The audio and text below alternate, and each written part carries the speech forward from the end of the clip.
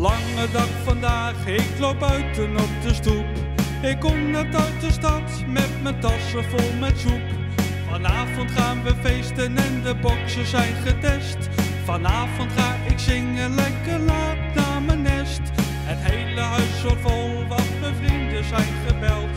Zo'n 150 man, want ik heb ze net geteld. Vanavond gaan we feesten en de boksen zijn getest. Vanavond ga ik zingen lekker laat naar mijn nest. Ik heb echt heel veel zin, echt heel veel zin. En we maken heel veel lol. Een artiestenleven is dit voor even. Als het goed is blijft het altijd je leven. 'S'avonds rijden door de nacht, naar de volgende die wacht. En de hele tent zit mee, daarop zeggen wij geen nee. Een artiestenleven laat je goed merken. Mensen zien het aan je daden van werken. Entertainen geeft je moed en zo sta je weer in gloed. En je straalt echt alles uit, iedereen die naar je fluit. Hier zijn je fans. De avond zit erop en mijn vrienden gaan naar huis. Het was een superfeest en de soep gaat in de kluis. Ik moet de vloeren dweilen, want de soep ligt overal.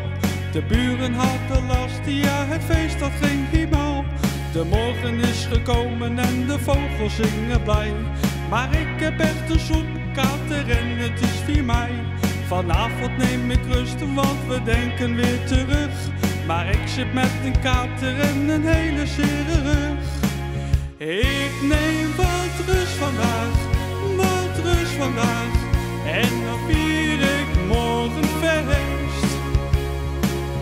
Een artiestenleven is dit voor even. Als het goed is blijft het altijd je leven.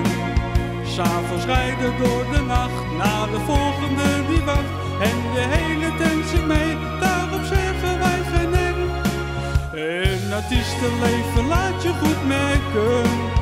Mensen zien het aan je daden van werken. Entertainen geeft je moed en zo sta je weer in gloed. En je straalt het alles uit, iedereen die naar je fluit. Hier zijn je fans. Een artiestenleven is dit voor even. Als het goed is blijft het altijd je leven. 'S'avonds rijden door de nacht, naar de volgende die wacht. En de hele tent zit mee, daarop zeggen wij geen nee. Een artiestenleven laat je goed merken. Mensen zien het aan je daden van werken. Entertainen geeft je moed en zo sta je weer in gloed.